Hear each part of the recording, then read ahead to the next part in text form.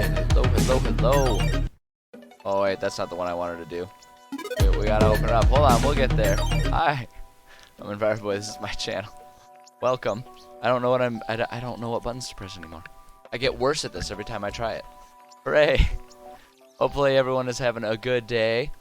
I'm having a pretty good day. It's actually sunny. We went from one of like the gloomiest days ever last time I streamed to now having one of the brightest days we've had in a while. So, you know, standard end of winter, beginning of spring weather, where the weather doesn't actually know what it wants to do and everything's just kind of in pure chaos and turmoil and no one knows what's happening, and you know, it's impossible to know what to wear on any given day or anything like that.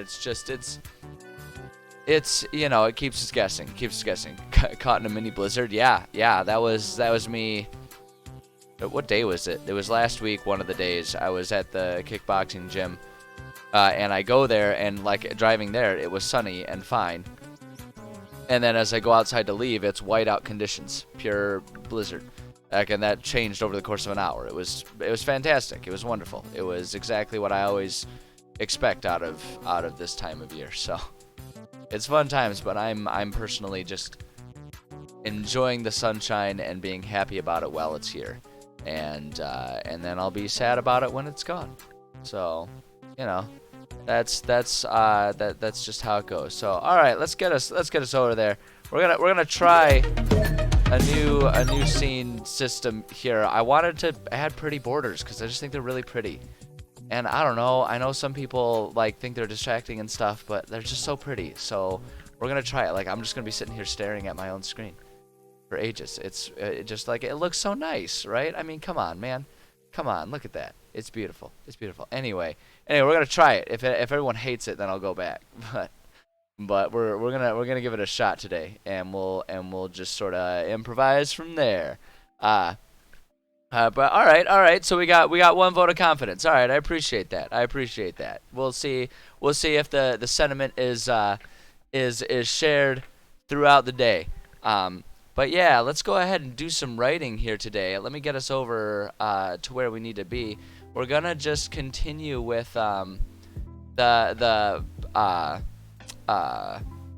project that we've been working on, which is basically to make an entire spell book of enchantment versions of all of the spells that exist in D&D 5th edition. And the primary reason that I'm doing this is because I think it's fun. I think it's really fun figuring out how to take the spells as they are and turn them into things that can be used for items, to make magic items for players. And it is actually something that I use. It's a system that I use with my players, where I allow them to. Let me zoom this in a little bit, make it just a little bit easier for us to all see here. But it's a system that I use with my players where they can either craft their own enchantments, or I'll give them enchanted items based on the spells as they are. For a couple reasons. One, it offers up variety. It offers up a lot of variety in the magical items that I give them. And you know, and also it allows for them to, if they choose to craft, you know, their own stuff using these spells, these enchantment versions of spells, it allows them to really customize and make their weapons their own. Weapons or armors or whatever item they kind of can imagine.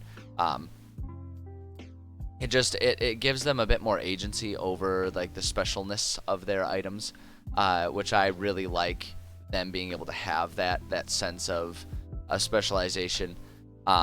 And the other thing about it too is by creating this system with enchanted and magical items with lower level spells, it gives us the opportunity to give players really exciting, interesting items at a much earlier level. Because the rules as written, the tendency, and there's reasonable enough reason for it. The idea primarily just being that, you know, as players go on, they get rewarded with cooler and cooler things, so it like incentivizes progressing. But the flip side of it is most of the items are things that don't really show up until much further down the line in a campaign, and so it can make the early game feel a little mundane sometimes, I find.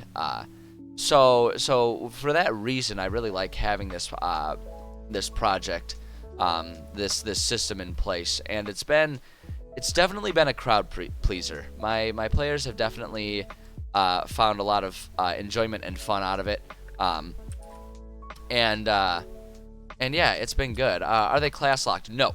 Once it's imbued on an item, anyone can use the item, and the limit tends to be just like once per day or something like that.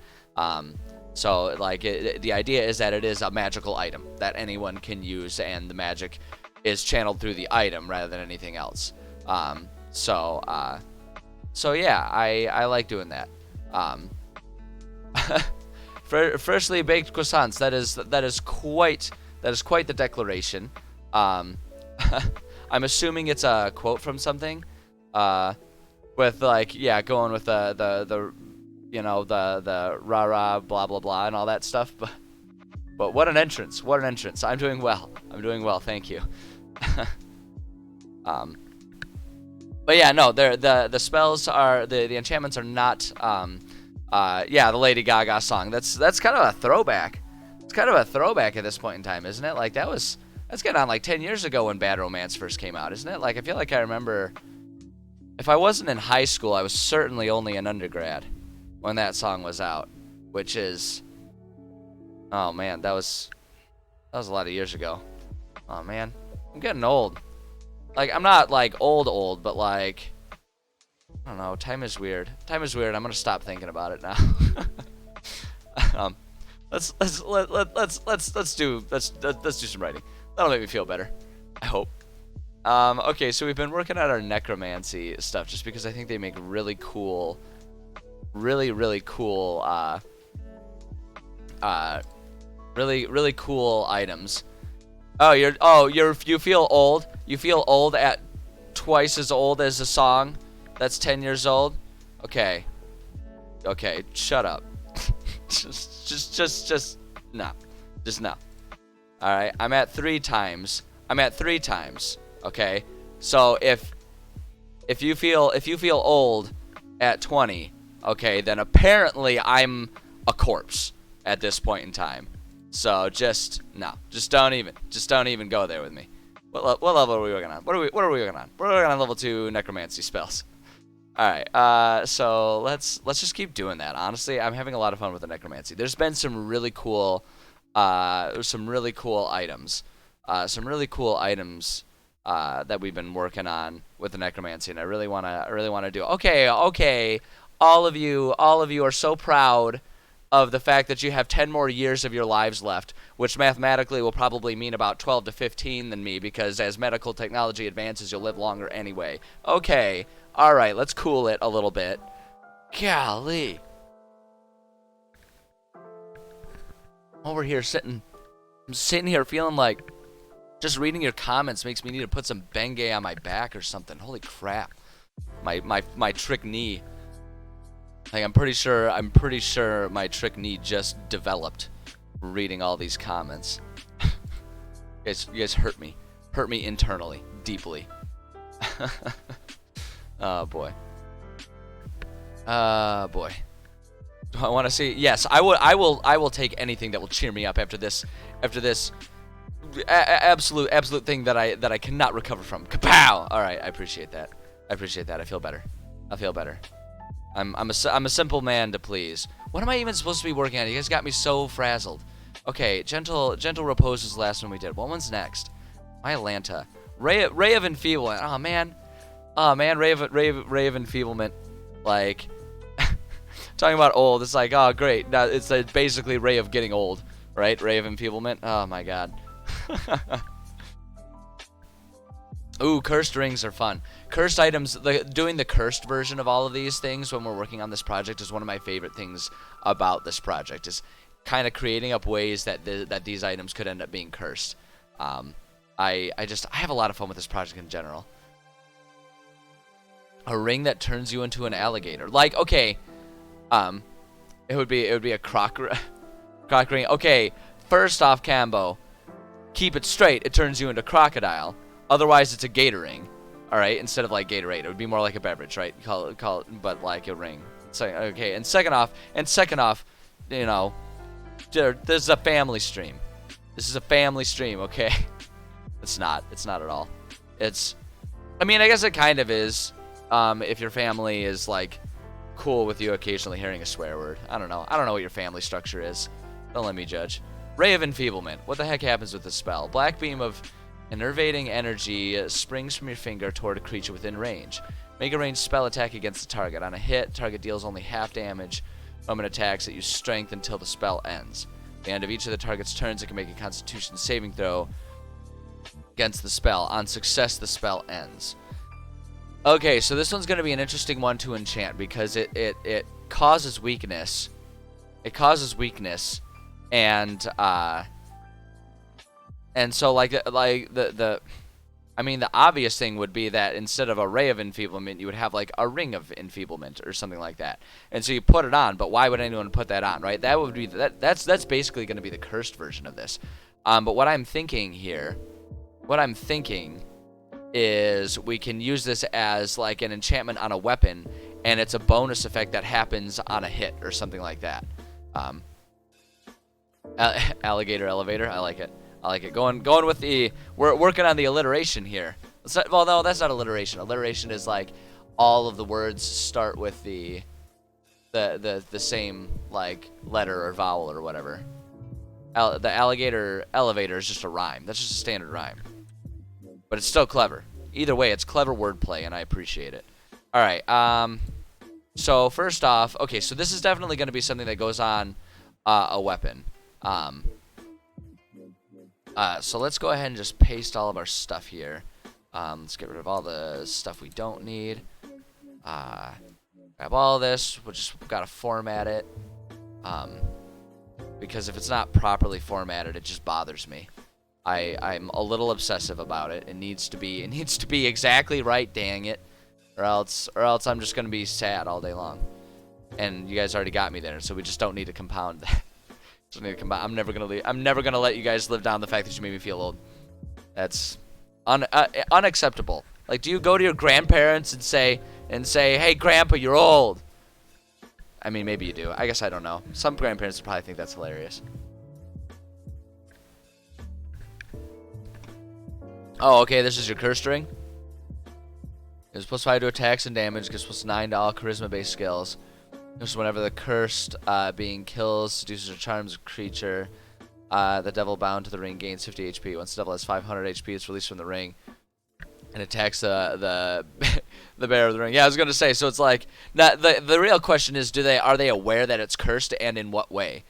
Because if it's in what way, I'm like, sweet, I've got like 8 free uses. This is rad. Or I got like 8 or 9 free uses. This is rad. And then you can like give it to someone else and not tell them what it is, and then trick them into doing it. And that'd be a fun roleplay moment. All right, let's see here. So a black beam of enervating energy springs from your finger toward the creature within range. Make a ranged spell attack against the target. Okay, I've got an idea. We're gonna change this a little bit. We're gonna massage this a little bit to get it to fit an enchanted weapon. I don't think this really works on armor, or any other item. It would be kind of fun to do like a blanket of enfeeblement, and you could do like a net of enfeeblement, and when you capture them in it, not only does it like you do whatever a net would do, but then it also it'll like you can make it so that it impacts strength checks in general, so that they like extra can't get out of the net. That'd be kind of an interesting thing. That'd be pretty interesting. But here's what I have in mind. I'm gonna say instead of a black beam of enervating energy, we're gonna say a black aura of energy springs from, instead of a black aura of energy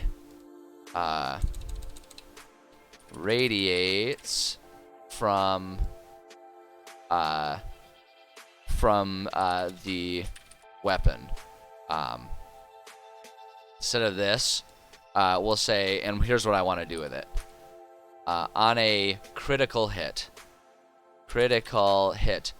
the target deals only half damage with weapon attacks that use strength until the spell ends. We're going to say for 1 turn.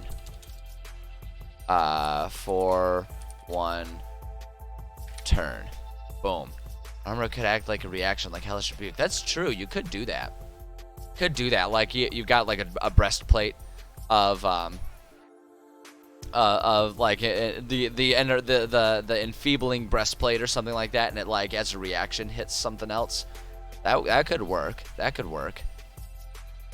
don't know though. I kind of like the idea of this one just being like it really only works on weapons.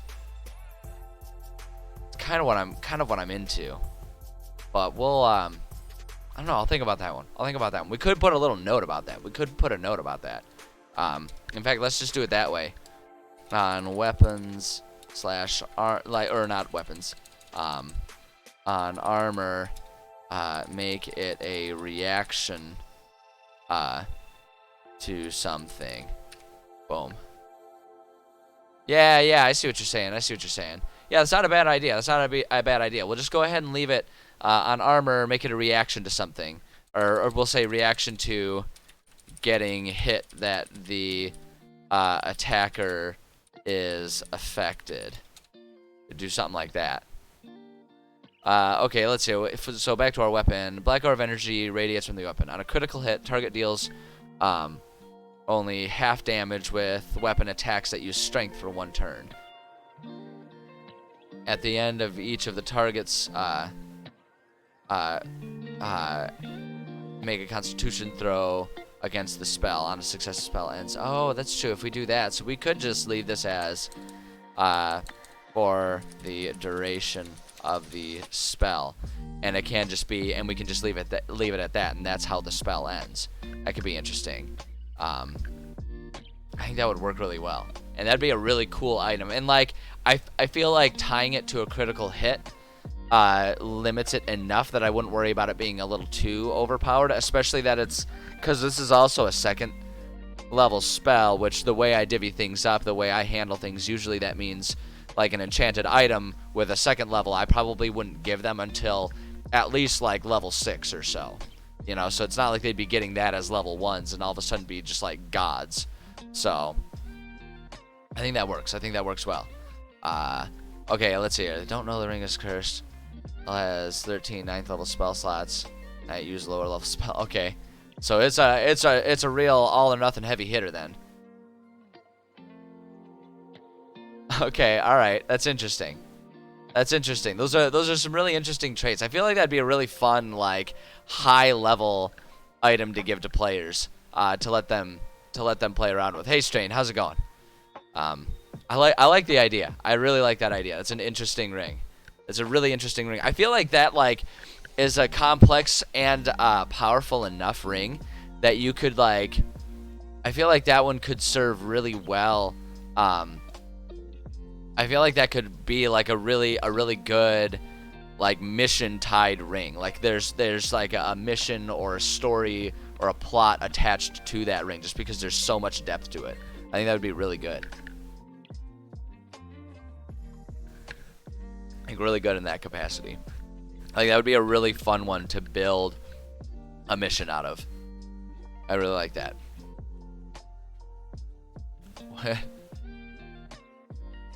That's you know what, Combo, that's an interesting idea. I don't know that I've ever really considered it one way or another. It's I see what I smell what you're stepping in though. That's interesting. Let's see here. Irresistible dance. Just like twerk. That would be irresistible. That'd be he's got himself the devil has himself a badonkadonk and he just twerks. And it's a sight to behold. It's like irresistible in the way that like a NASCAR crash is, where it's like it's horrifying, but you just can't look away. From it. I like that. All right, let's see here. So this item here. um, let's see here. Oh, it makes a target dance. Oh, irresistible dance. Okay, yeah. All right, fair enough. Well, you could just have the devil cast it on himself and make himself irresistible. You could still do that. The Daisy Dukes of Hell. That's amazing. Oh my goodness gracious. Oh my goodness. You guys have a lot of ideas. Hey, Reborn Ages. How's it going? Oh boy. Oh boy. That's some good stuff. I wonder if, wait, hold on. Reborn Ages. I'm just noticing that it all got starred out. I wonder if that was like a blocked link. I wonder if that was a blocked link. I don't know. I've got it so it doesn't share links, and usually it shows up like the 3 stars, so. I don't know. I don't even know what's happening in my own chat anymore. Everything's just gone crazy over there. We got crazy ideas. We're talking about dancing devils. Oh my gosh. All right, let me refocus here. All right, so let's talk about sentience here. So if this item, well, okay, first off, I wanna create a sample item. I always like creating an example item with all this stuff. I think that's good. I think that's really good. To have a sample item there. Guys are really compounding things now at this point in time. I do like the idea of the devil with the apple bottom jeans and the boots with the fur. And I do like that use of Ring of Grammarian. I like compounding uses with Ring of the Grammarian. I think that's solid. I think that's a solid one. They're unbearably irresistible dunce, unbearably attractive, but 5 intelligence. I like that one. The other one I was thinking is like with irresistible dunce, that my immediate thought was they just do stuff that is just so dumb and damaging that you can't look away. Like, you're just like, they're just being absurd. Like, what am I, like, I can't look away. Holy crap. Oh man. Oh my gosh, you guys are incredibly creative. I love it, but I gotta focus up here.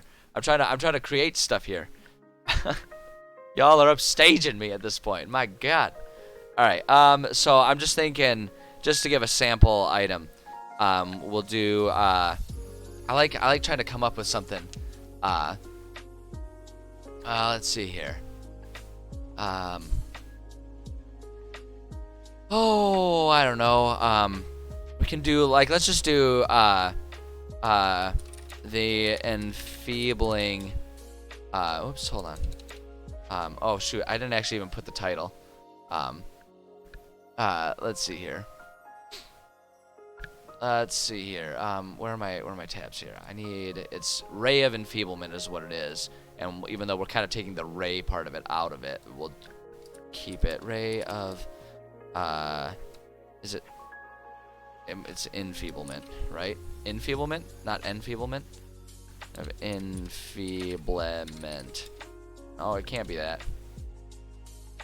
Yeah, enfeeblement is what it wants. All right. Oh my gosh, my brain is scattered today. My brain is just all kinds of scattered today. I'm struggling.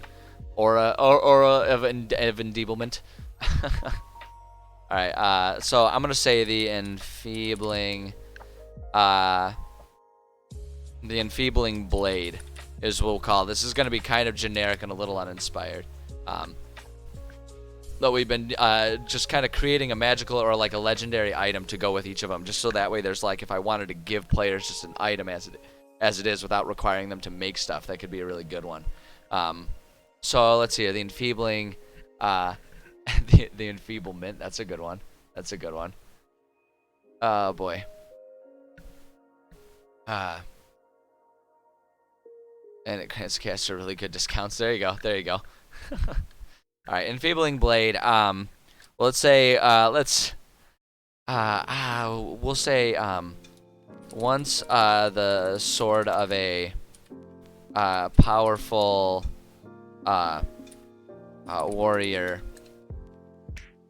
made famous. I'm trying to think about, like, how would someone use this? Actually, hold on. I've got an idea. Um, we'll say the Enfeebling Blade. Actually, hold on. The Enfeebling Club. I have an idea. Enfeebling Club. Once the weapon of a very famous bounty hunter would use it on fleeing or belligerent. How do you spell belligerent? I don't know, man. Belligerent. Let's see here. Would use it on fleeing or belligerent perps to make it harder for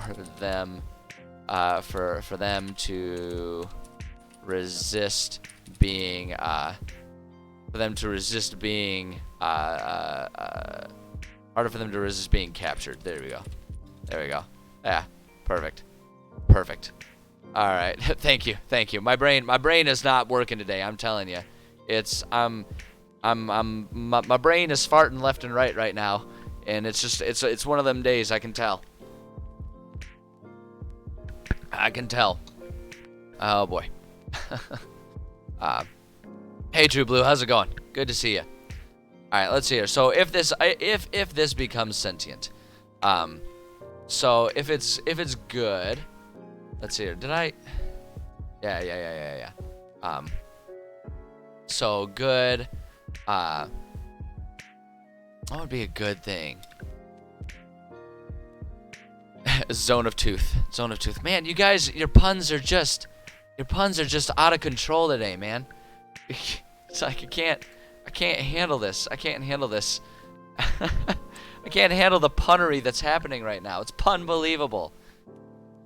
Oh my gosh. All right. So if the Ray of Enfeeblement is good, let me just kind of get my head wrapped around here. Good. Likes upon a show for the user. Sound comes out as music. Her light looks like a kaleidoscope. Gives disadvantage. So good is I like to. So I've been kind of letting myself a punishment. It's you got that right. I feel. Oh man, I feel punished for sure. I don't know what I've done. To deserve this, and I can't decide if this is. Truthfully, I can't decide if it's a punishment or a reward. Maybe a bit of both. All right, if this is a good item, what would be like a good version of this thing? Like, what would be a good use of this, of enfeeblement? Maybe, like, I'm trying to think about if a sentient item is going to, like, be able to influence itself a little bit. If it's gonna be able to sort of influence its own power, its own effects to a degree, what would that manifest as? Like the item, let's say the item, let's see, the item is particularly interested in elsewhere relax in stressful situation, possibly help maintain concentration on a spell. That's not a bad idea. You could kind of make an argument that enfeeblement would also just be like being in a more relaxed state. That's not terrible. The idea that I was gonna start running with is in preventing enemies of the user from escaping. And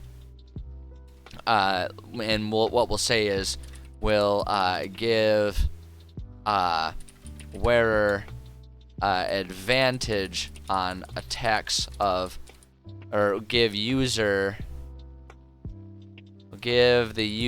advantage on attacks of opportunity against enfeebled enemies. So it's like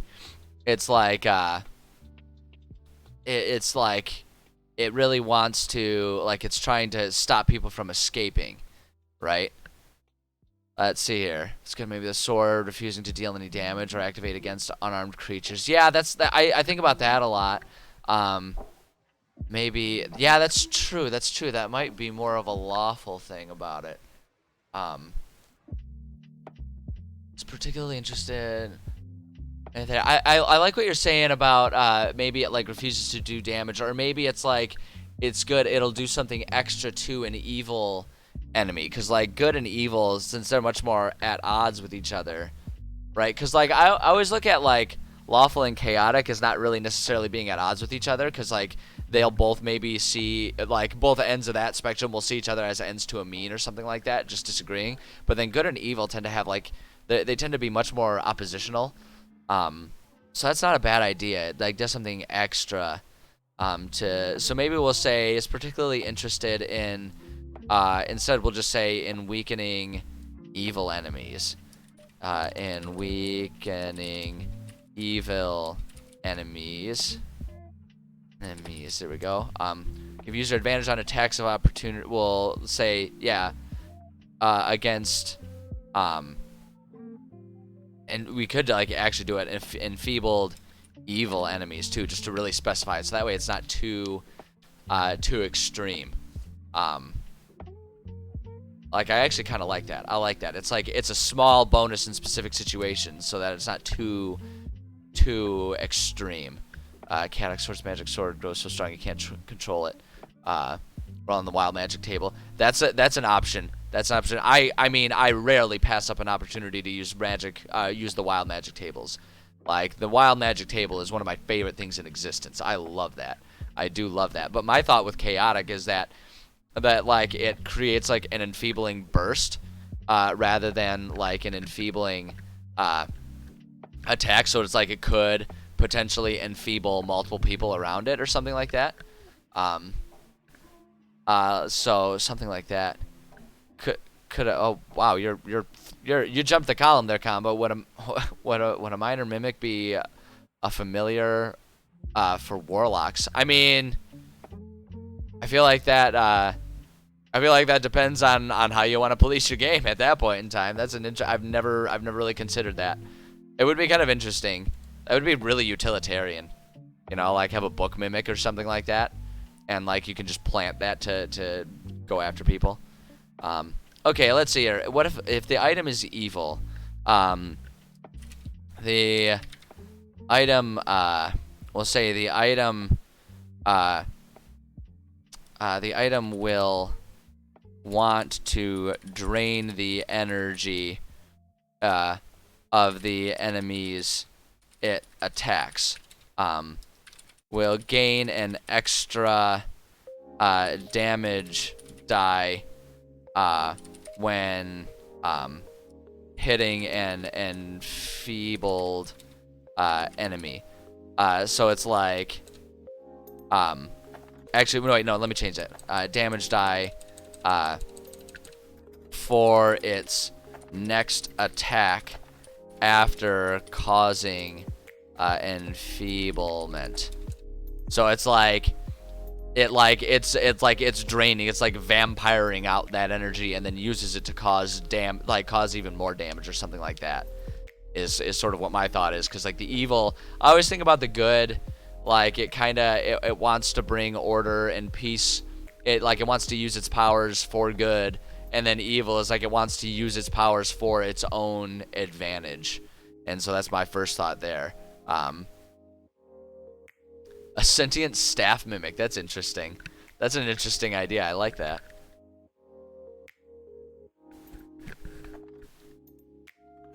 Alright.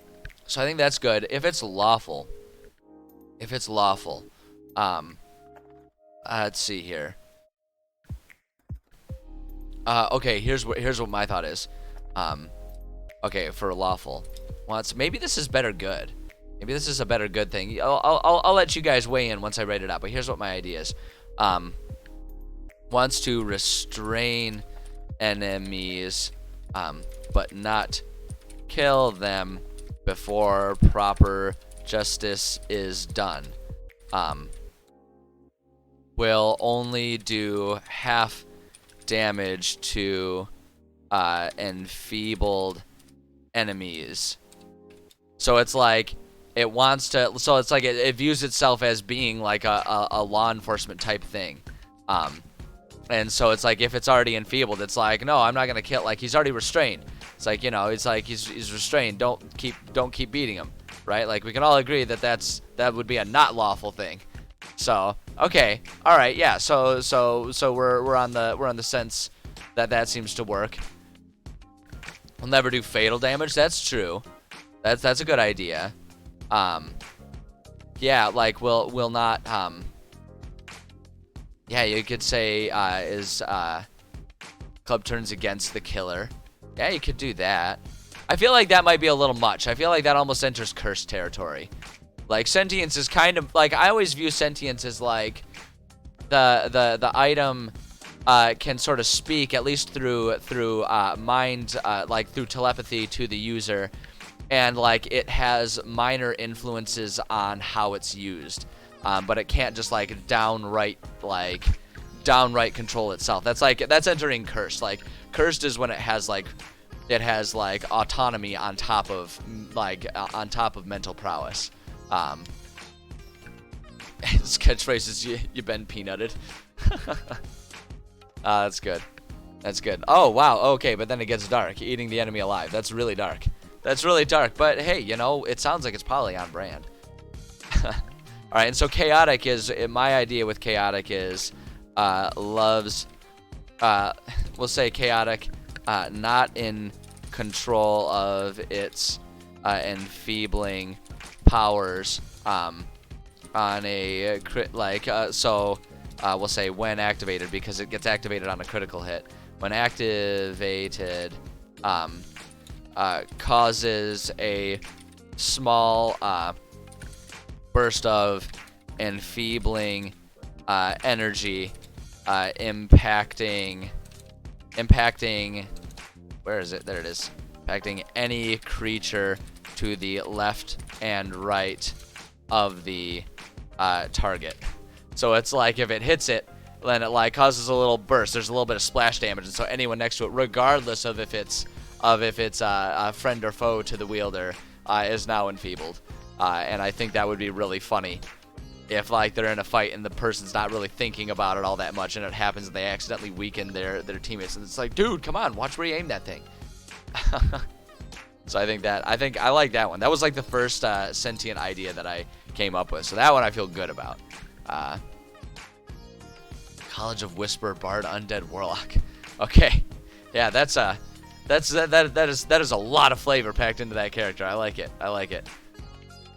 Right? Yeah, exactly. I love this chaotic idea. I mean, just in general, if anyone there hasn't caught on to this already, I live for chaos on the battlefield, whether I'm a player or the DM.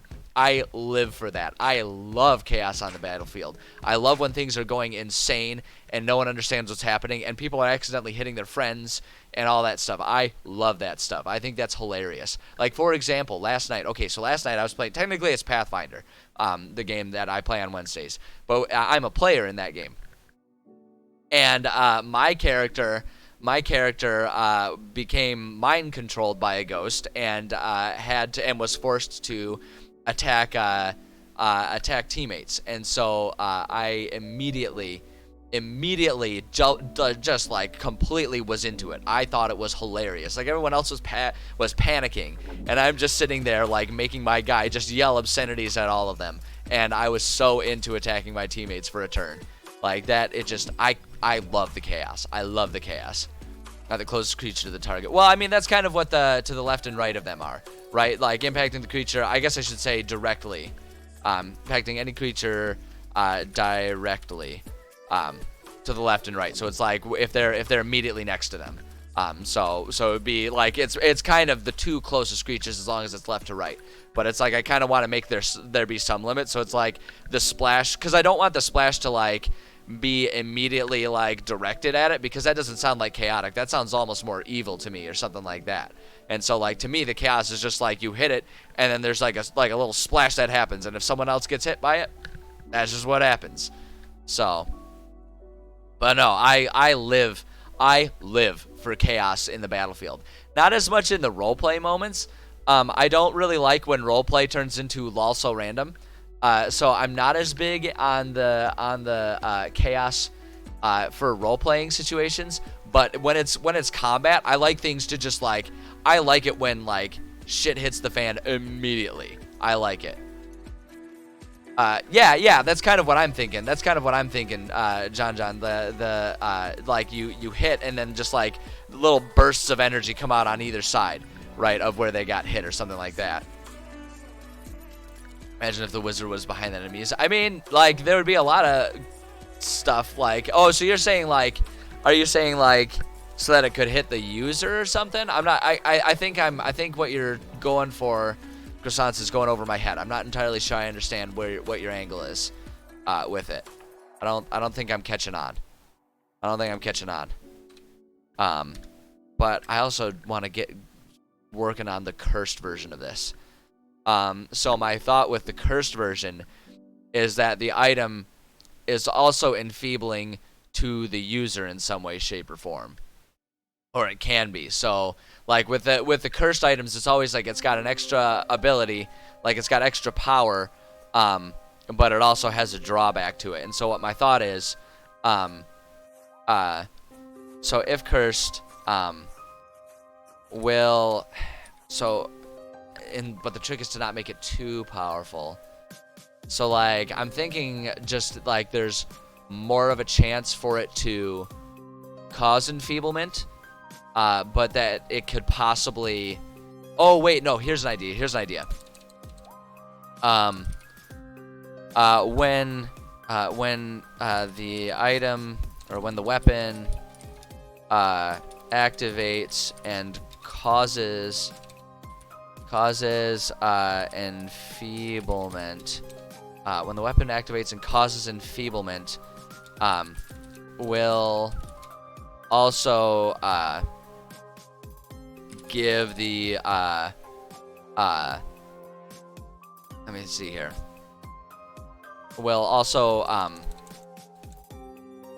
also cause double damage. So it's like, because like the standard is it causes half damage, so it's almost like it takes the energy from the enemy that it causes the enfeeblement and then directs it right back at them, like Mace Windu style or something, right? So it will cause double damage when it. Although I guess I shouldn't. Like I gotta be careful with that though, because the activation is on a critical hit, so it already kind of does that. So I'd be like quadruple damage. So that might be a little much. So hold on, let me dial that back a minute. Let me think about that a minute. Maybe person in 5 feet next to target. Only left to right. And oh, I see what you're saying. So like a full splash. I had thought about that. That was my original thought, but I'm worried that that would be a little too powerful for just trying to give it a little extra flavor. So I like, cause like the sentience is just kind of more so like it's for the cursed. That's not a bad idea. When the and causes enfeeblement. Splash. Let's see here. It causes enfeeblement. The magical power has splash effect and hits any creature other than the wielder of the item within 5 feet of the target and causes enfeeblement on them too. Yeah, okay, I like that. I got you now, and I like it. I'm glad you clarified, because I actually like that. But my thing is, and actually what I'm gonna do, the magical power has splash effect and hits any creature. I'm gonna actually take this out within 5 feet, because the cursed also, because I like the curse to also have a negative effect, right? Because the idea is that there's something problematic with the cursed item, but it's still worth the risk, right? And so like someone might still be willing to use it, and so we'll say will impact the user as well. So it's like it causes the splash and it will also cause enfeeblement on the user. So it's like they would like be enticed to use it and possibly sacrifice their own like next attack essentially, because it will cause like half damage, but like it can be used as a crowd control tool if like a player feels like their whole party's kind of in it deep, right? Is sort of the thought there. So I think that's what I think I'm gonna do. Or slowly drains the life of the wield every week, removes a point. See, now that's what so now here's the other thing about it with cursed items. With cursed items, must be removed magically. Say magically. Hold on, there it is. Must be removed magically if the owner tries to remove the item.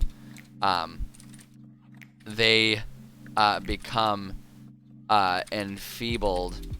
Is like, so my thought is it would be they become enfeebled, like for become enfeebled for the for the next 24 hours.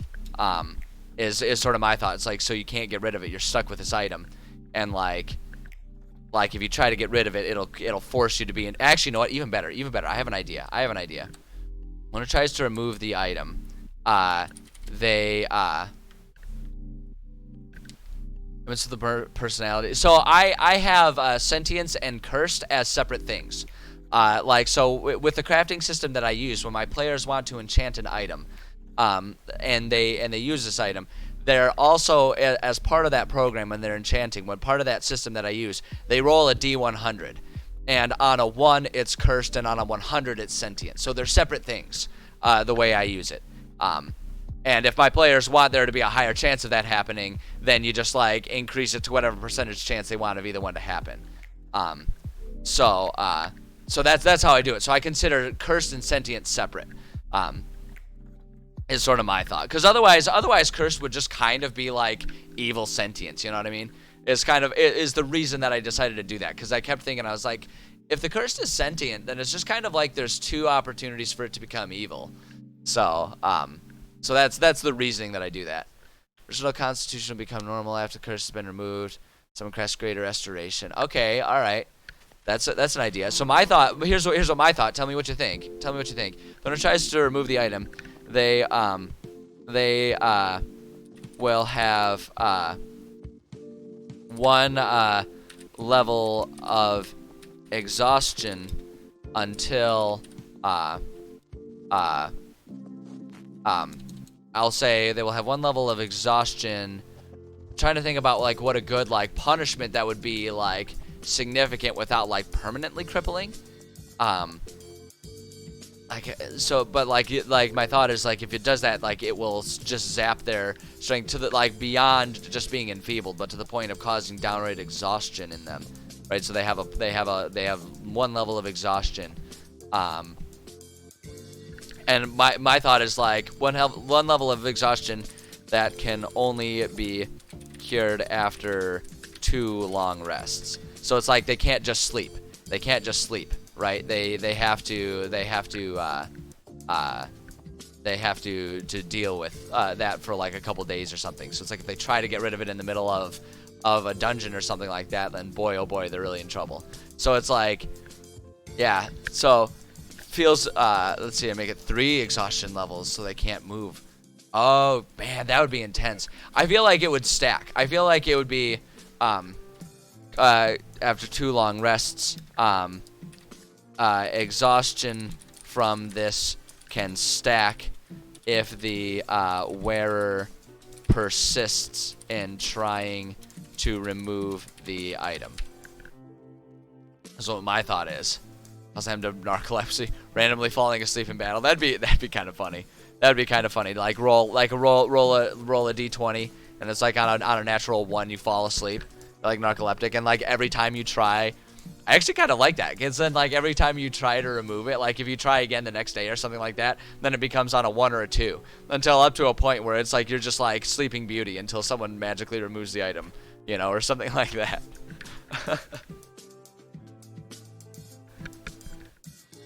No, I like the exhaustion. And I do like the idea of getting it to the point that they can't move. They can't move. But I also agree that just like having it downright start at exhaustion level 5 is a bit intense. So I like the idea of stacking it like this, So like if they try to remove it and it doesn't work and they're like, I'm gonna try again, I want to try again, and it's because like the idea is when it's cursed, I won't tell them explicitly what the consequences are of it, you know, of it being a cursed item. They kind of have to figure that one out. So it's like they won't realize that like, oh, you can try once every 2 days without it being a problem. It's like they can just like keep doing stuff until they're like, you can just kind of leave it up to them as they have to deal with those consequences. So I think I like it like that, and I think I want to go with that. You guys have some awesome ideas. Where's Armus turned into dice? Oh god, no. Hey, True Blue. Oh, you got World Anvil. I've been interested in World Anvil for a while. I've looked at it, and it's a really cool system. Like truly the only reason I don't use it is because I already have a really good system that I use, and I don't want to transfer everything over to World Anvil. But it's a really interesting system for like building and creating your worlds. It's really cool. So you'll have to share your experiences with it and let us know how it works out. Because I've definitely been interested. So oh hey, yeah, 50% off. Anyone else interested? Go for it. Everyone else interested should go for it. Like I say, I don't feel the need to use it for myself just because I really like the system that I have. And you know, it's like I'm kind of at a stage where it's like, don't fix it if it ain't broken. But World Anvil, if you're just getting started in building your world, is an awesome tool, and it's an awesome option to see if it fits and meets your needs. So thank you for the tip. Let's see, give the cursed item, have a wisdom save, and they get a point of exhaustion every time they try to fail removing the item. Yeah, I mean, you could do that. I think I'm going to leave it how it is right now. I think I'm going to leave it because the thing about it too is I want whenever I make a curse, I also want it to be like the cursed item will like forgive you eventually if you stop trying to do it, which is why I kind of like it sort of automatically. Whatever like horrible thing it does to you when you try to remove it, it will slowly wear off too. So it's like if you show loyalty to the item will like forgive you and you'll like regain your strength or whatever it is. So I think I'm gonna leave it as is. But I actually like that idea, and we might use that for other items. So we'll back pocket that concept. Almost some sort of dimensional space spell on it. You could like just want to make the limb disappear with each remove attempt. So like does the limb just like disappear as in you can't see it, or it's like actively removed? Because like if it just becomes invisible, like disappear from sight and it becomes invisible, I think that'd be hilarious. And you just see like a floating torso, and like they'd be the best boxer in the world because you could never see the fist coming. Oh boy. All right, I think this is good. I like where we're at with the Ray of Enfeeblement enchantment, and I really like this item. I really like this sort of system in general, and it makes me really want to just start doling out these items and just letting the chaos reign is what I like. Like, it's stuck in an extra dimensional space. See, now that just amuses me in the concept, like, somewhere in existence, in the ether, there's a white room that just has some random limbs, like, sitting there. Just, like, occasionally twitching. Or, like, maybe, like, both arms are just, like, having a thumb war with each other or something. Like, that's what my immediate vision is. I like that idea. No, I like this item. I think this is good. Or this enchantment. I think this is really good. I think this is really good. You guys have some awesome ideas. Like, this is so much better than if I had just gone with my first initial ideas too. Like, this is where crowdsourcing shows its power here. So, okay, Full Metal Alchemist. I feel you. I feel you where you're coming from. All right. Let's get another. Another. Actually, wait, hold on. Another in like a minute and 30 seconds because I gotta pee. So I'm gonna run to the bathroom really quick, and then we're gonna come back and we're gonna do at least one more, maybe a couple more, depending on how quickly we go through them. But I'm having a lot of fun. You guys have awesome ideas, so stick with me here while I go make pity whistles. I will be right back. It'll only just take a moment, and we'll keep going because I love the ideas you guys are bringing to the table today. We got some good energy going. So 1 second.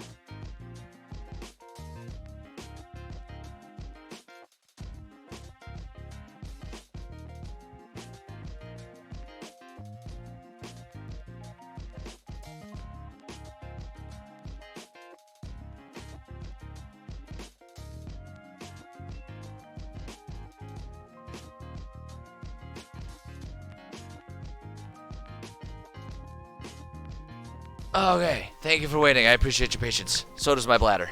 It's meaningful that you guys are cool with me not peeing on screen. All right, I just said on screen because I mixed screen and stream together. So that was weird. But all right, okay. Let's see here. Okay, we need another spell. We need our next spell. Oh, we only got one left. Wither and Bloom. Ooh. Oh wait, nope, never mind. Because I don't have that one, so we're not gonna do it. All right, great. I'm not spending money today. I mean, well, maybe I am, but not on that today. I've got budgets to maintain. Donate to the stream if you want me to run that spell. There we go. Did the self ad. There we go. I did it. I did my duties to try and promote my stream and get money. So that's how you're supposed to do it, right? You're supposed to sell yourself. I don't know. That sounds weird when you put it that way too, but it's like, I don't know. Man, I don't know what I'm doing. Let's do 3rd level spells. Let's do 3rd level necromancy, because I'm really having a lot of fun with the necromancy and I want to keep going with it. Oh wow, we got a handful to use. This is gonna be great.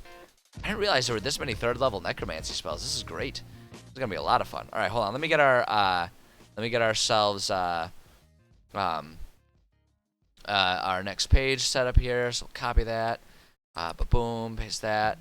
Level 3. Oops, level 3. Okay, come on now. There we go. Level 3 imbibements. Boom, there we go. Alright, and then we can get rid of pretty much and get rid of all of this stuff because we're just using the imbibement part about it. So that's great. And oh wait, hold on though. I want to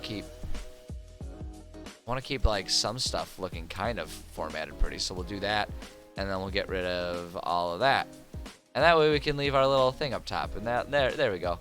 Great.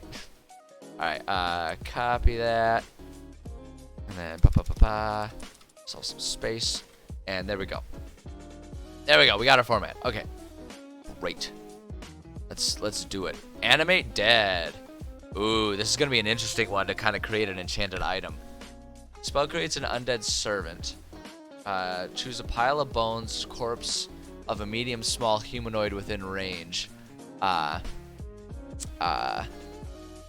Your spell imbues the target with a foul mimicry of life, raising it as an undead creature. The target becomes a skeleton if you choose bones, or a zombie if you choose a corpse. Okay. So immediately I'm thinking it's clothing. So it's like you put the clothing on the corpse or like on the bone or something like that.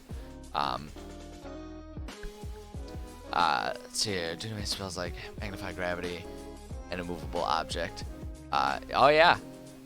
Ultimately we're going to do every spell. We're going to do every spell eventually. Ultimately. It just takes time. These items will only be available at and above the play. Yeah, pretty much. Maybe not like explicitly, like it might, depending on the composition of the party. But generally speaking, it's like the higher level, the later on they would get it. I have it kind of broken down so that like an item with a level 9 imbued spell in it would like really not be available until players are like level 19 and 20. So yeah, exactly. There wouldn't be any like 9th level spells at level 4. Yeah, that's exactly right.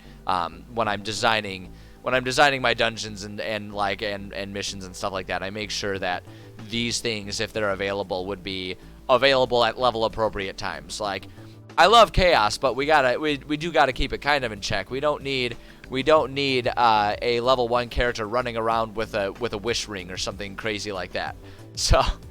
So no, it's a reasonable concern. But yes, it is something I've definitely thought about. And yeah, it's a good thing to keep in mind when you're doing this type of stuff. Crown made of dragon bone that raises the dead would be fun. I don't know about necessarily requiring dragon bone. Like, that would be awesome flavor. But just in general, the crown of the dead or something like that, like that's our sample item right there. I think you just got our sample item, the crown of the dead, right?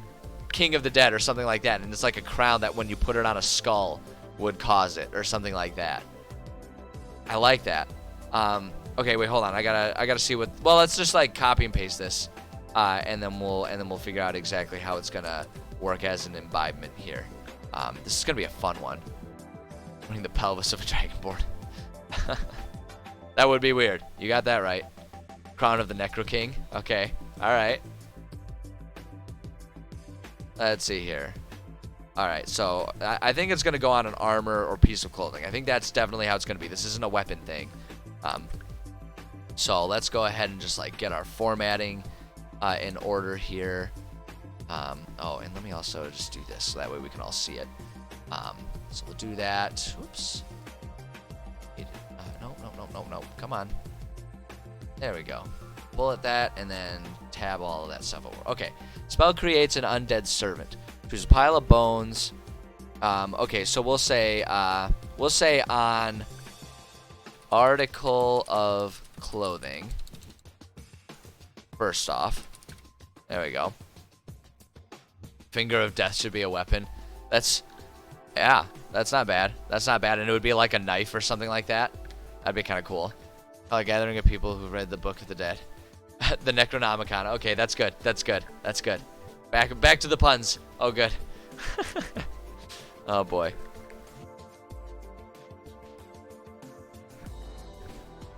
I like that one a lot, though, the Necronomicon. That's a really good one. Okay, on an article of clothing. So we'll say when placed on we'll just say when placed on remains creates an undead servant. Choose a pile of bones or corpse, a medium or small humanoid within range. And we'll just say medium or small humanoid. We'll keep that limitation there. The item, instead of your spell, we'll say the item. The item imbues the target with a foul mimicry of life, raising it as an undead creature.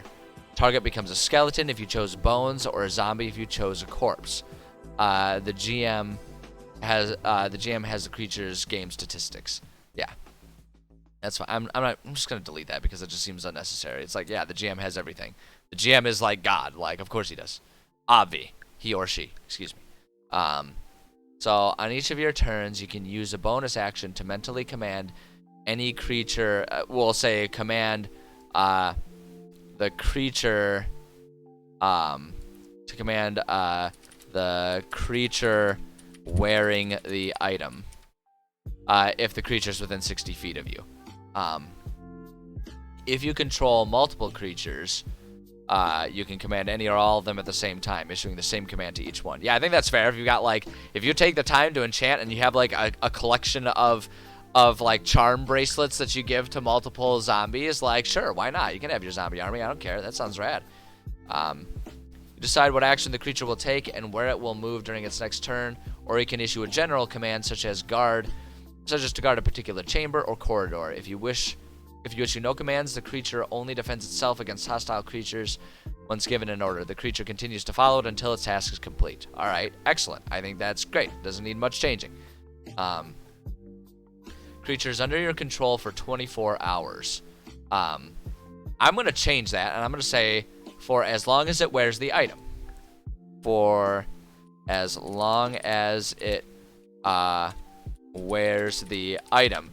And my immediate thought is, I would love it. I would love it if a player gave like a hat or a crown or a ring or whatever or a t-shirt to a skeleton and it was like revived and it just like left the skeleton with the item. So that way like they just basically had their own undead buddy that followed them around. I would love that. Like, and they were like slowly teaching it. Like my thought is that like you do the Frankenstein, like the book version of Frankenstein's monster thing where it's like it slowly learns and becomes intelligent and like, you know, then does like the whole bicentennial man where it wants to become a real human again, and so it like tries to find a permanent way so that it's not like tied to this clothing item. And I immediately think it would be hilarious if there was like, if it had a crown and it's like, if it had a hat And then at some point in time, like they go through all this stuff where it does that. And then at one point in time, in the middle of a combat, the hat gets knocked off, and the buddy, the undead buddy, is gone forever because it restarts with a fresh one, even if you reanimate the same bones. But I actually like this a lot, where it's like, as long as it's wearing the item, that's great. Because I feel like there's the natural limitation. It's not like they can recast, right? So you don't need to have the casting of the spell be limited. Like, if they want to just use that item once on one creature that stays around forever, then that's fine, right? Because it's no different than just like it disappears and then you use a spell slot to cast it again, right? So it feels to me like that doesn't really make the situation or make the item an overpowered one. I think that works out just fine to do it that way. But yeah, after which it stops obeying any command you've given it.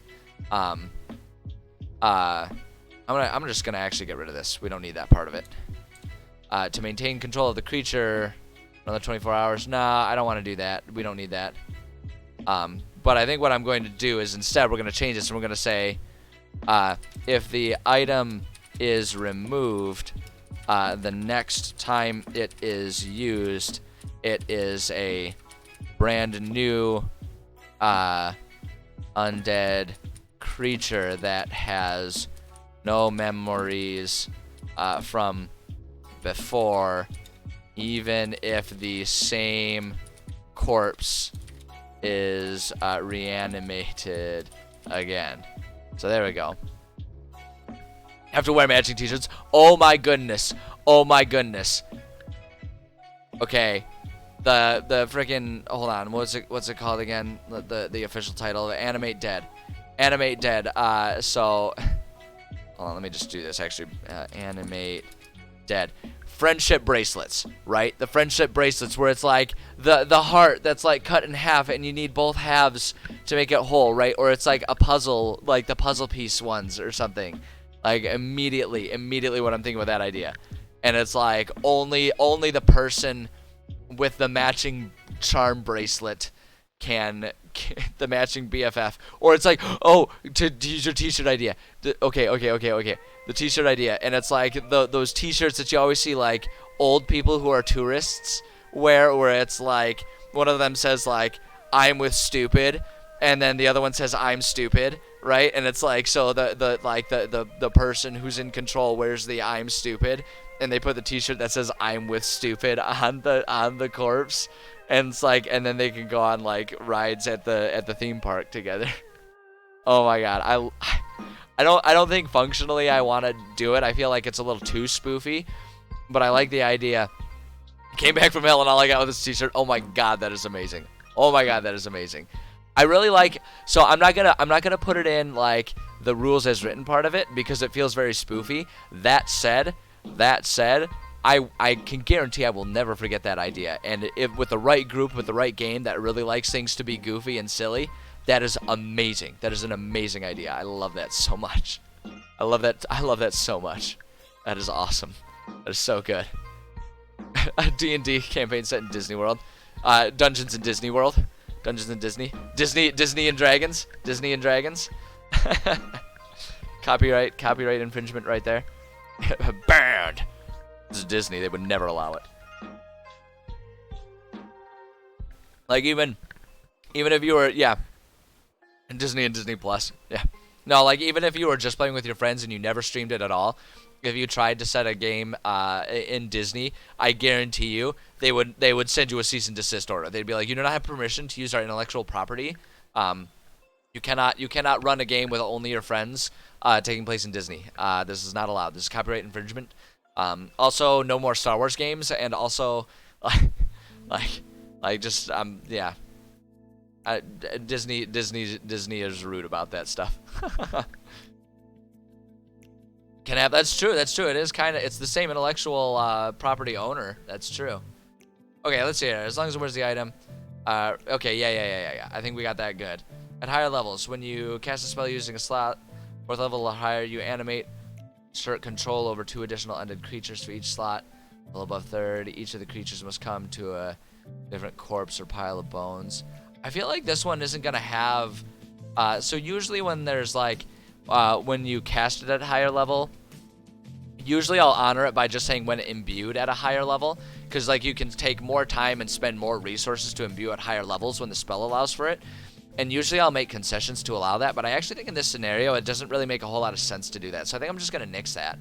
I don't think it really I don't think that is really too problematic to just nix it, because it's like it's one item.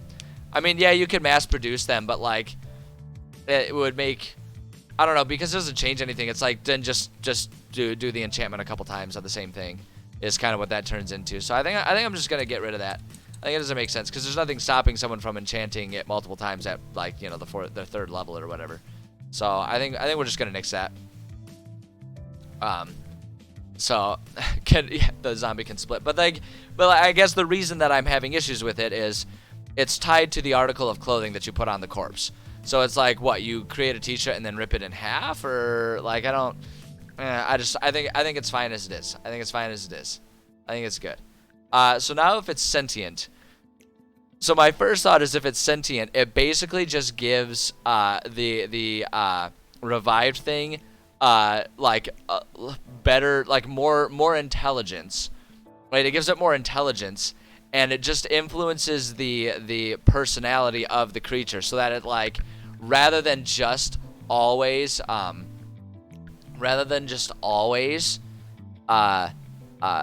being like passive and following orders without really any personality, like the creature has like some sass to it based on what the alignment of the sentient thing. Anime object, get anything object from any anime within reason. Okay, object from anime and within reason, that does not work. Those are contradictory concepts. I love anime. Those are contradictory concepts. But yeah, so I think like with this, if sentient, if it's good, the undead creature is super friendly and loves giving high fives. Let's see here. The undead creature is super friendly, loves giving high fives. Will have advantage against enemies with evil alignment. Nothing like the Dragon Ball. Yeah, I mean, certainly not that. Alright, if it's evil, the undead creature likes to cut in line and fart in elevators. Here's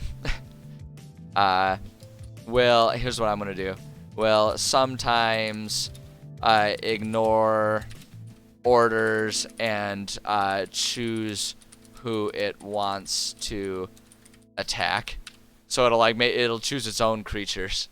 Like it'll choose its own target based on who it feels like attacking.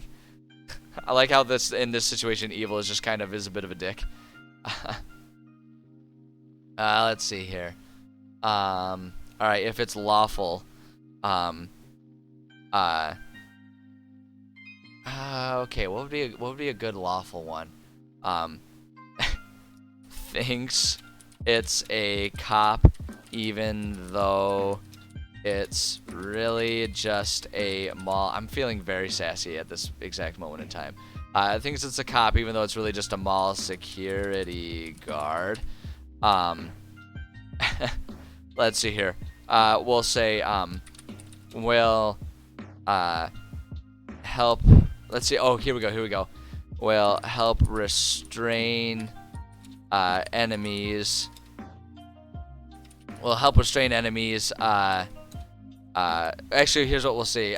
We'll say will have advantage on attacks of opportunity. Because it's like the perp's trying to get away, so it like has advantage on trying to get them.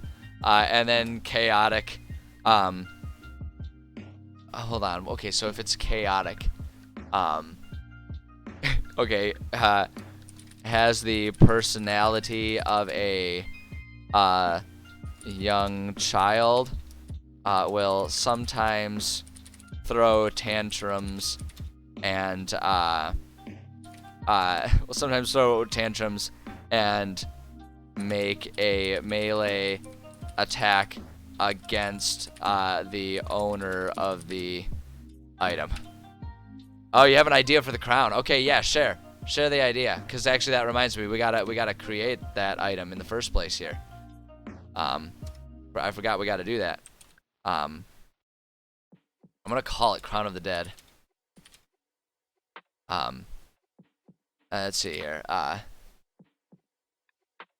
So if it's, oh wait, hold on, we gotta get rid of our so okay, I'm gonna work on the cursed here, the cursed idea here. Sanctus Terra, that's totally a-okay, man. We're working on house rule stuff that me and my players really like, and some people like. And if it's not your jam, man, it's not your jam. It's the beauty of D&D. You can kind of do exactly what you want, and you don't have to do anything else. So that is a-okay, my dude. Let's see here. Let's see here. So if it's a cursed item, so my first thought is, the item grants the undead with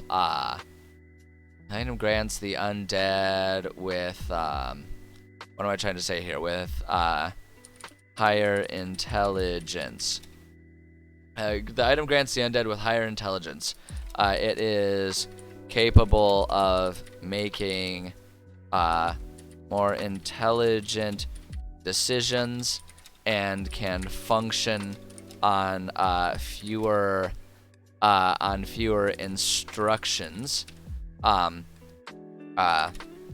undead will not willingly relinquish the item,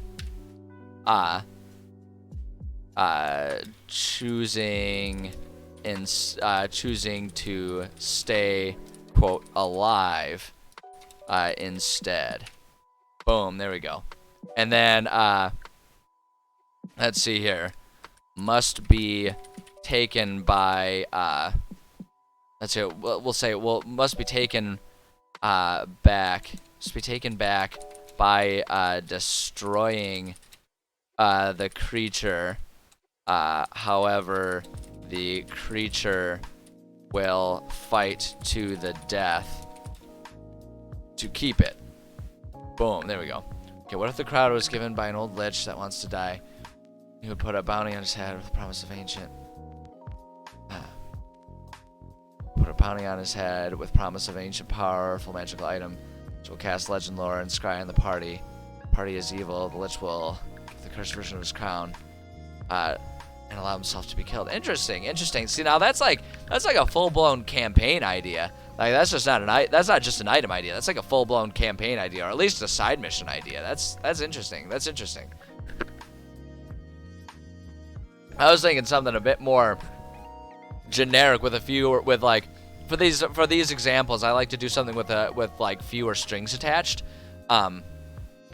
so that way it's like you can just kind of plop it down in any campaign. But like I like that idea in general of there just being sort of like an intriguing mission or storyline for players to follow. I do like that idea a lot. I'm thinking though for this we'll just do Crown of the Dead. We'll do this. We'll say what we'll do is we'll call it. I do kind of want to take the idea. The crown. Or we'll say a crown that was created by a lich to let's see here. The wearer reaches 0 HP, falls unconscious. The crown will take over the wearer and make their body fight to death. Oh, now that's an interesting idea. I kind of like that one. Although I think the hard part about that one, the crown will take over the wearer. The hard part about that is like that assumes the crown can like move itself, and so like I mean I guess you could say the crown would control the whoever it like was used on. But the other thing about it though is like for the generic item, I don't have the generic item be cursed or intelligent or sentient. It's just a standard magical item. The cursed and sentience is just something that I use for players when they're doing their own enchanting, just to kind of add some fun excitement to them if they want to do the initiative and run their own and do their own jam with it. But it is a good idea. It is kind of a cool idea. But we'll say a crown that was created by a lich. With it, but what, and actually that kind of fits into what I was thinking of here though. Crown that was created by a lich, who intended to use it for himself, to grant himself immortal life. It failed, and is, let's see, we'll say it failed. It failed as he did not retain his memories when his servants put the crown on his head, and the body killed all of its servants before being killed by local guards. And we'll just do that. So it's like it killed the servants because it was just a mindless thing. The item now carries the stigma of being, quote, cursed, even though it is a standard imbibement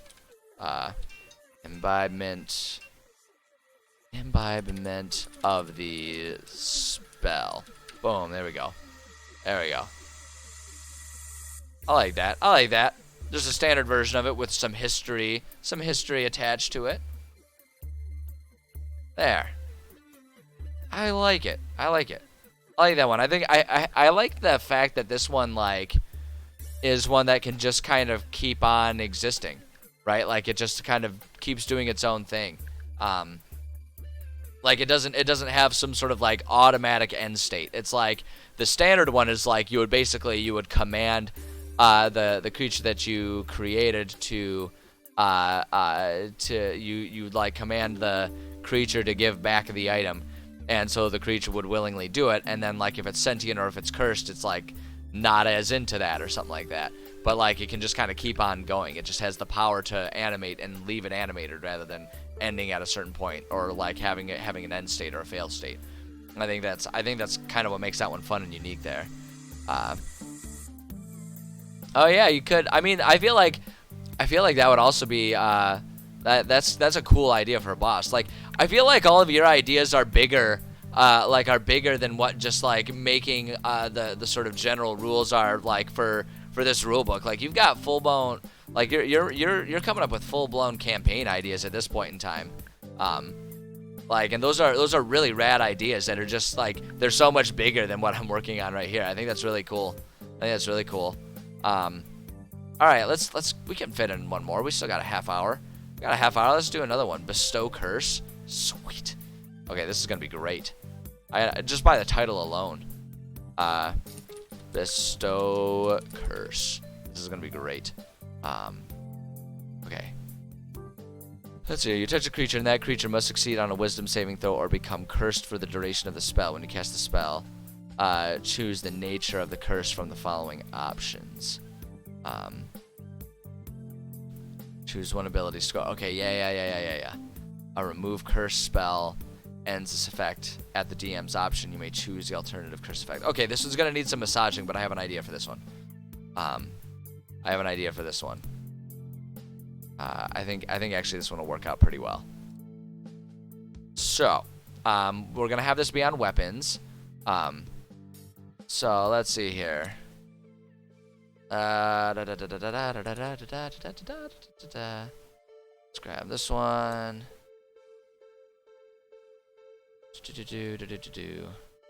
And let's grab these and make ourselves. Oh, whoops! Undo. I accidentally hit an extra There we go. There we go. So curse shouldn't have a sentient state. It should just be cursed or non-cursed. I mean, that's a fair perspective. Well, when we get down to it, we'll see if we come up with anything interesting. I'm not willing to give up on that idea immediately. I think we can see if there's something creative and interesting we can come up with. So let's see here. So on weapons, touch a creature and that creature. So on a critical, so when the weapon, I want to kind of say on a critical hit with this one. When you hit a creature, let's see, when you gain a critical hit on a creature, let's say that creature must succeed on a wisdom saving throw or become cursed for the duration of the spell. When you cast this, or rather than so for these types of situations, instead of when you cast the spell, we'll say when you imbibe this spell on an item is the way I'll do it. When you imbibe this spell on an item, choose the nature of the curse from the following options. So it's like that item will be permanent. It will permanently have just one of those curses, rather than it being like a random thing or something like that. I think that works. That usually ends up working better, so that way you can have like a clear understanding of what the item is, and it will consistently always be the same item. So, let's see here. Let's see here. Choose one ability score. While cursed, the target has disadvantage on ability checks, saving throws made with that ability score. So, okay, I do want to do that, but we're going to say choose one ability score while imbibing. So it's like you can say that it like reduces strength or dexterity or something like that. So that way, like, you know, you can have it automatically reduce strength. So that way it's like it's a really good one for hand-to-hand combat or something like that. While cursed, the target has disadvantage on attack rolls against you. I think that's good. While cursed, the target must make a wisdom saving throw at the start of each of its turns. If it fails, it wastes its action that turn doing nothing. While the target is cursed, your attacks and spells do an extra 1d8 necrotic damage to that target. Yeah, I think those ones are good as they are. I think those ones are good as they are. A remove curse spell ends this effect. At the DM's option, you may choose an alternative curse effect. And we're just going to get rid of that one. Oh, wait, hold on. Actually, no, I think that's good, because it's just talking about, like, you can make up your own thing. And so, yeah, I think that's a fine caveat to have in there, because I'm willing to entertain other ideas that people have. So at the DM's option, you may choose an alternative curse effect, but it should be no more powerful than those described above. The DM has final say on curse effects. Yes, I'm the one with the power. I have all the power. Which is like not surprising. Like that's why that's like the whole thing of being a DM, honestly. So, there we go. Obvi.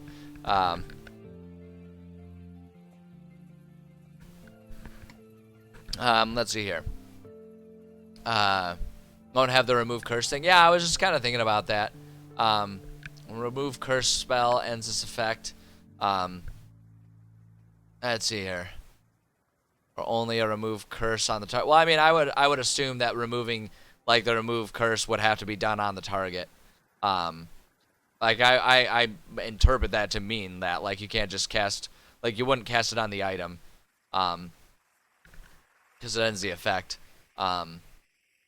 So I don't know. I think it's fair to leave it in there. Like if an ally has the curse and can, or has the spell and can use it in the middle of battle, because like if you're casting it on an enemy, right, or if you're using it on an enemy, then it'll just like stick there until you kill them, essentially.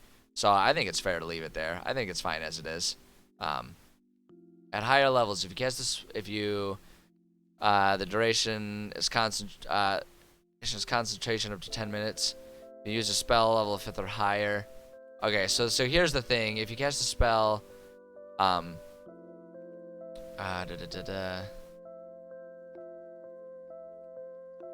spell a level higher, the duration is concentration up to 10 minutes. Spell slot of 5th level or higher.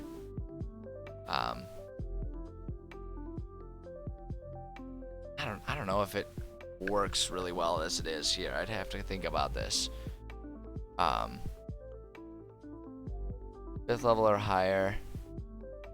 The duration is 8 hours. If you use spell slot 7th or higher, it's 24. If you use 9th or higher, spell lasts until it's dispelled. Spell slot of 5th level or higher. Grants duration. Doesn't require concentration. Well, okay. I think we can do this. I think we're just gonna need to change a few things to make it make sense for an enchantment. So we'll say if you imbue this spell first off. Imbue. Oops. You imbue. Let's see here. If you imbue this spell using a spell slot of 4th level or higher, the duration is I'm just gonna say I'm gonna get rid of the concentration, and we're just gonna say the duration. Whoops. Duration is up to 10 minutes. If you use if you enchant at if you enchant at 5th level or higher, the duration is 8 hours. If you enchant at let's see here. If you imbue at, and I'm gonna change this to imbue as well. If you imbue 5th level or higher, you 7th level or if you imbue at 9th level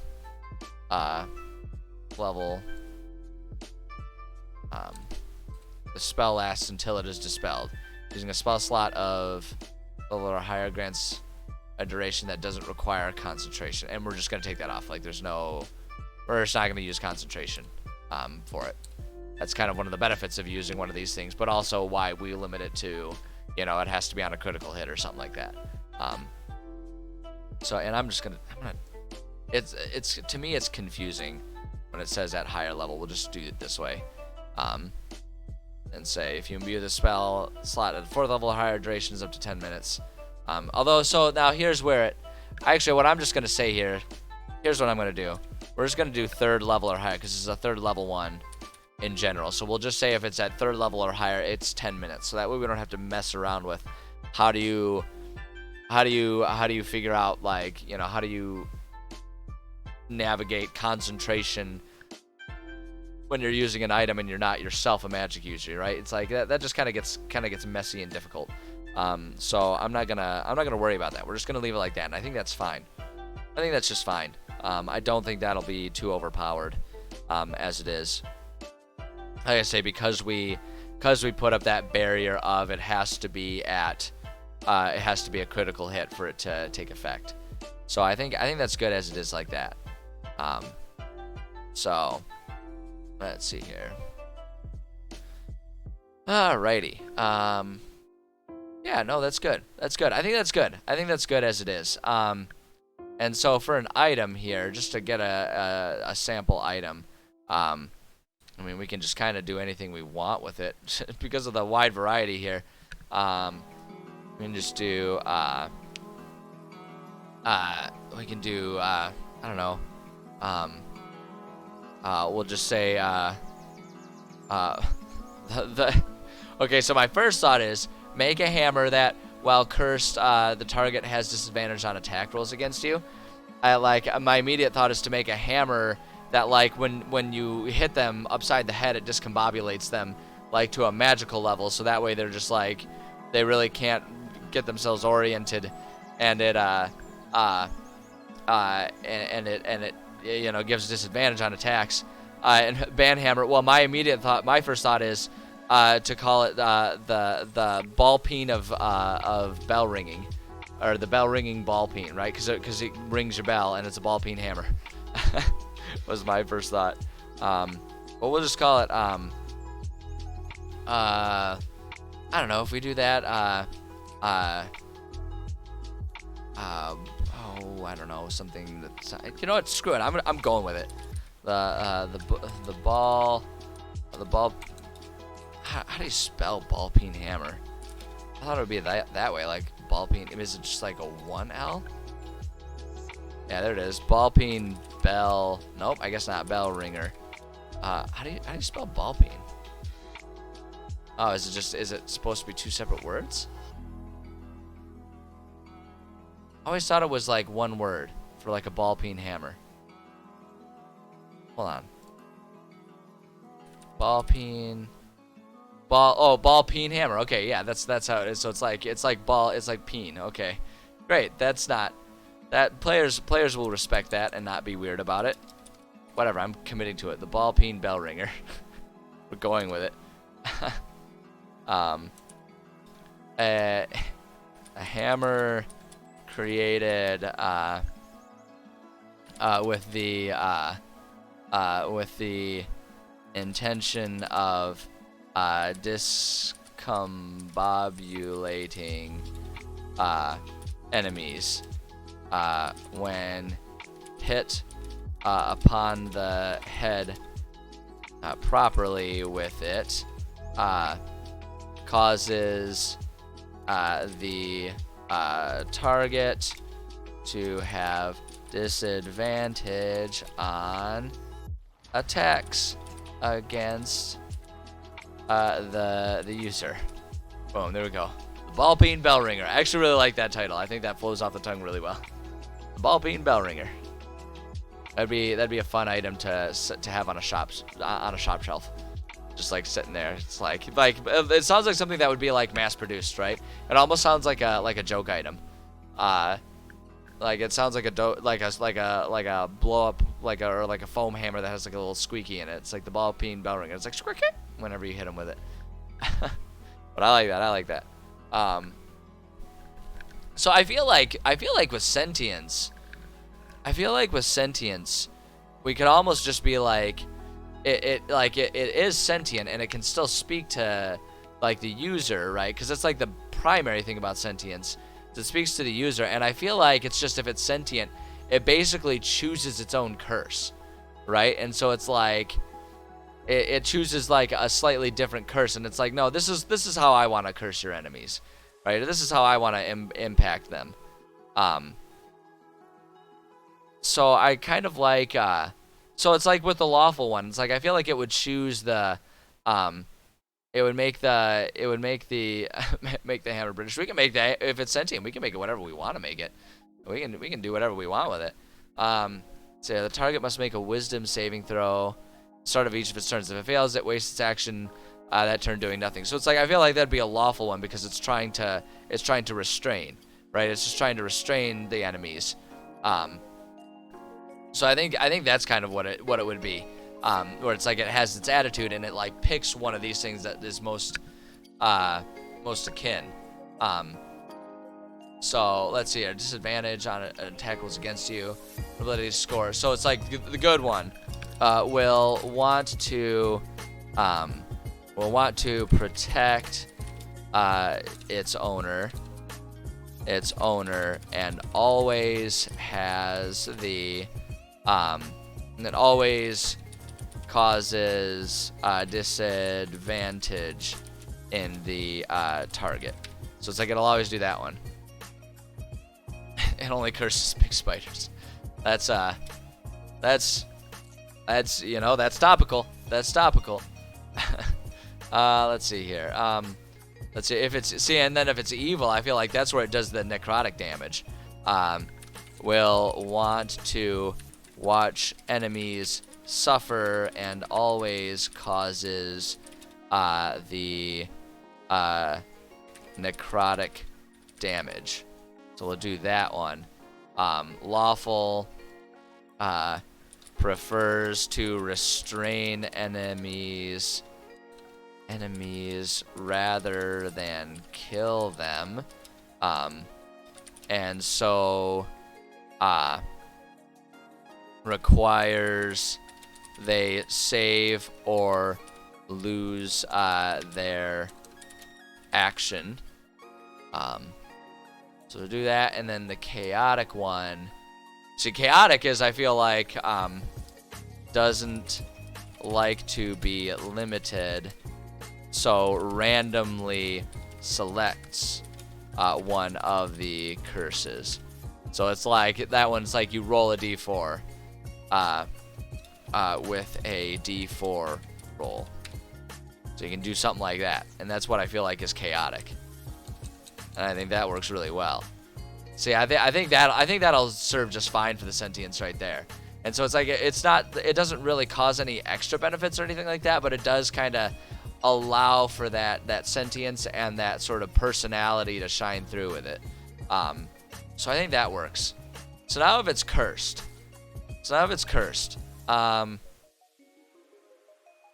here's my immediate thought here. Oh, give me my bullets back. There we go. Okay, so if it's cursed, my immediate thought is that, like, the bonus effect is that it will cause 2 curses, but one of them will impact the wearer as well, right? Or something along those lines is what my thought is. Like, in some way, shape, or form, it will also curse the user, but it will, like, cause extra cursing to the enemy, and it also curses while it's doing it. It's got a real potty mouth. I feel like actually what I want to do, if cursed, I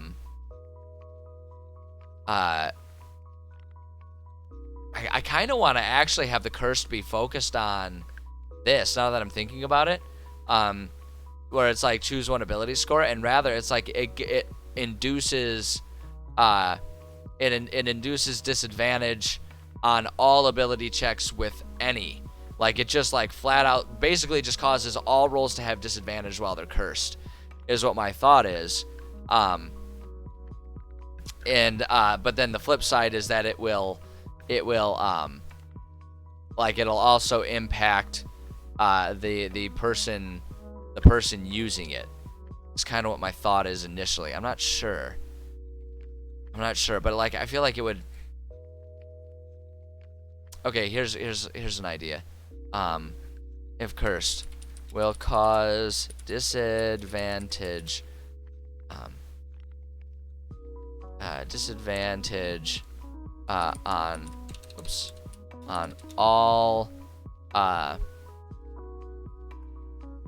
We'll say on all ability checks and saving throws by the target. So it's like the target has disadvantage on all of those. Requires energy from the wielder to cause to do this, and so the user will have we'll say disadvantage on all attack rolls until the next long rest. So it's like, it's not just like, oh, a disadvantage on one, because it'd totally be worth it while the thing lasts there. It's like, if you get a critical hit with this thing, the enemy will have disadvantage on all checks, but now you have a disadvantage on attacks because it's sapped a lot of your strength, is what my thought is for that one. And then once you get a long rest and rest up, then you're, like, recovered from being tired out after all of that, is what my thought is. And then let's see here, must be removed magically if owner tries to get rid of it temporarily. We'll say get rid of it. Here's what we'll do. All ability scores are reduced by 1. Reduced by 1. Reduction is increased. Well, actually, we'll say reduced by 1 for each day that the item is not in the user's possession. Well, and then we'll say scores return when the user takes the item again. So it's like it becomes tied to it, and it doesn't and like the item won't allow you to be rid of it. Like, it will continue to sap your strength until you accept that you're, like, bonded to this item or something. So, I don't know if that's the best cursed state I've ever come up with, but I think it works. I like it. Because I think a lot of times when it's like, if you try to leave it behind, it'll cause this thing. I feel like I almost feel like I need to be willing to be a bit stricter with that and say when it's unequipped, right? So it's like, if you even try to use another item, like another weapon, then this one will cause that effect on you until you pull it back out. Is kind of what my thought is. But I don't do it explicitly like that because, like, I haven't play tested, like, until I play test those types of things, like, because each one's a little different too, until I play test it to see how much of a disadvantage it would be to switch your item in the middle of battle or whatever, I'm hesitant to make it quite that extreme, where it's like if you're just not holding it. So I kind of leave it vague like that, but that's, I always kind of wonder about sort of to what degree should I take it, you know? So, saw the trailer for Elden Ring. I am pumped about Elden Ring. I am definitely pumped about Elden Ring. I get a lot of inspiration from the FromSoft games and stuff. I definitely get a lot of inspiration from those games. I think they have a lot of really good atmospheric coherence with D&D, and I think they are potentially really like there's just a lot of really good crossover. Disadvantage on all saving throws is a little too severe. They screw over the user against any casters. Like, yeah, but that's like kind of the point. That's like so like the cursed one. Are you talking about like will cause disadvantage on ability checks and saving throws by the target? Because like that's the point. The curse is going to be really extreme, and then but then the user has disadvantage on all attack rolls until they get the next long rest. Like that's the idea. Is like I'm trying to entice them to still use the item, even at the risk of there being some really extreme things one way or another. So it's like having it be really intense on all things. Like I definitely, like I kind of did it with the intent of it being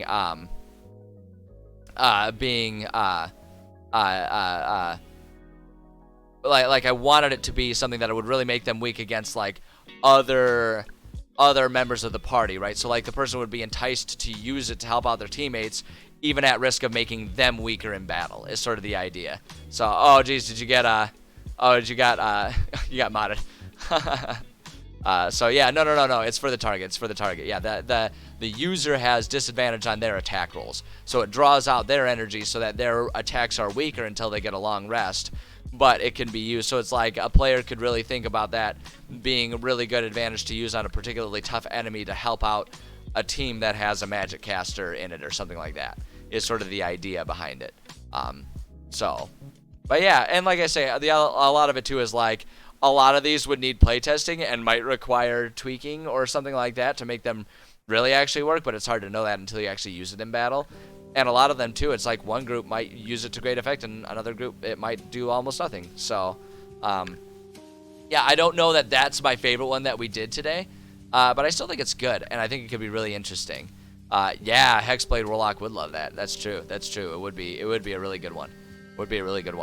But yeah, I'm content with it. That one might need massaging if I ever like break it out in the middle of a campaign or something. But as it is, I think it's fine. So I've got no issues with it the way it is. But yeah, so with that finished up, and I'm looking at the time, I think it's probably a good time for me to get ready to swap over. Today we are going to, for video gaming, I'm breaking out a new game that I've never played before. I'm going to be brave, and I'm going to play an MMO for the first time since like high school. Last time I really played an MMO was in high school when I was really into World of Warcraft with friends. And I kind of left them behind. One, for like, I was worried about spending all my money on it when I went to college. And two, I was worried about spending all my time on it when I went to college. So I kind of put away MMOs in general because I knew how into them I would get. And I've just never really gotten back to them ever since. But today I'm going to break out Star Wars The Old Republic. I mean, it's free to play, so I don't got to worry about accidentally spending all my money on it, right? It's like I can give it a shot and see what it's like, low risk.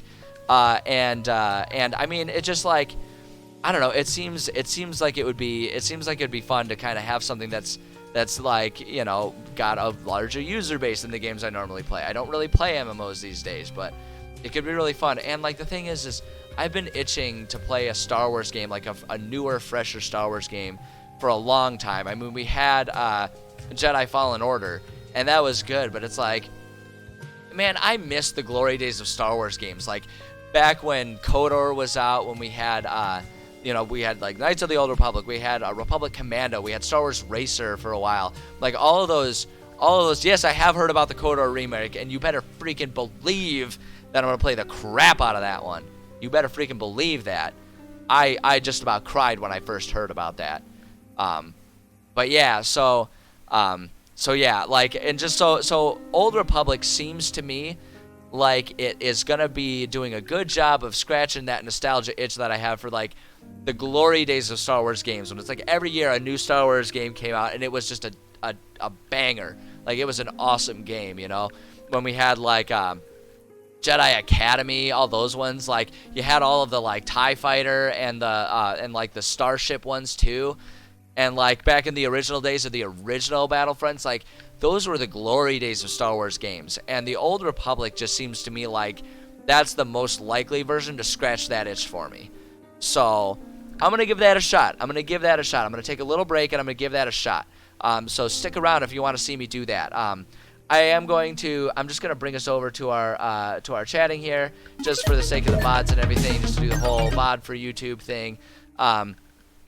Thank you for watching. Thanks for hanging out with me. A lot of really good ideas from everyone in the chat today, too. It was awesome. It was really awesome. If you want to see more of me, in general, I do have a couple resources. If you want to interact and share ideas about D&D or video games or whatever, I do have a Discord. Get yourself hooked up with that. I also do a lot of announcements about when I'm going live and all that kind of stuff in my schedule on Discord, so that's a good way to stay connected. If you're just looking for little notes on when I go live and stuff like that, you can follow me on Twitch at EnviroStreams. I also occasionally try to like tweet things, but I don't really know how Twitter works, so it's mostly just me being dumb on there. But you can follow me on Twitter if that does it for you, at EnviroStreams.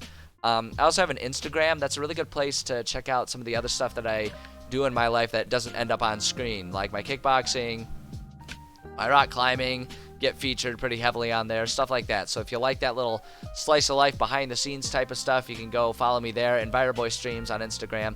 And then, unless you're already watching on YouTube, you can watch all my VODs on YouTube. I put them all up there, you know, so that way it's like, hey, you know, if it's hard to watch when I'm actually live, you can watch the VODs on YouTube. They're all there. So follow me there.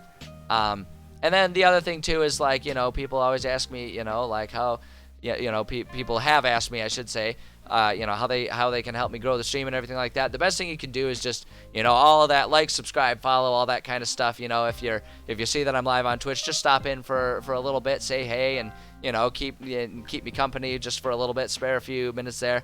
But sometimes people want to do even more, and if you do, I do have a donation link.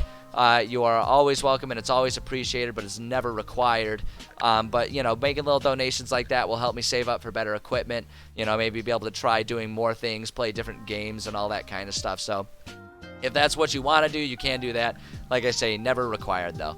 As far as scheduling goes for streaming, like I say, I'll be back in, you know, a few minutes here. We're going to stay live, and we're going to play some Old Republic. But then if you want to come back and see more writing, you can come back tomorrow. I will be back at my usual time, 11:30 a.m. Eastern Time Zone. We'll be doing some writing with our campaign project, so you can come check that out, as I'm writing a long-form campaign for D&D. And then also I started playing, so I play video games immediately after at 1:30 p.m. Eastern Time Zone, and I started playing Planet Zoo, and I just have been losing my mind over how adorable that game is, so you can come check that out.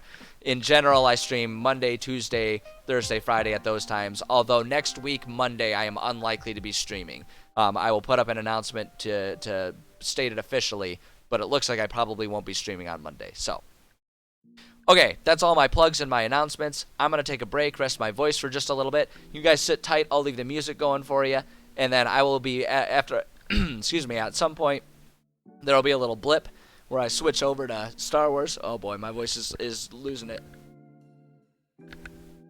There'll be a blip to switch over to Star Wars, and we'll be back at it. So sit tight, keep being awesome, and I will see you shortly.